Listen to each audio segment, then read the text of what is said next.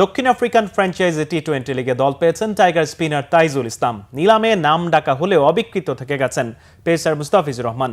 2026 সালে জানুয়ারি 23 থেকে ফেব্রুয়ারি 24 তারিখ পর্যন্ত হবে 6 দলের ফ্র্যাঞ্চাইজি টুর্নামেন্ট SA20। দক্ষিণ আফ্রিকান ঘরোয়া ফ্র্যাঞ্চাইজি লিগের এটি চতুর্থ আসর, আর সেখানে প্রথমবার দলভুক্ত হলেন তাইজুল ইসলাম। এবার নিলামে বাংলাদেশ থেকে প্রাথমিক তালিকায় 23 জন এবং চূড়ান্তভাবে 14 জন ক্রিকেটারকে রাখা হয়েছিল।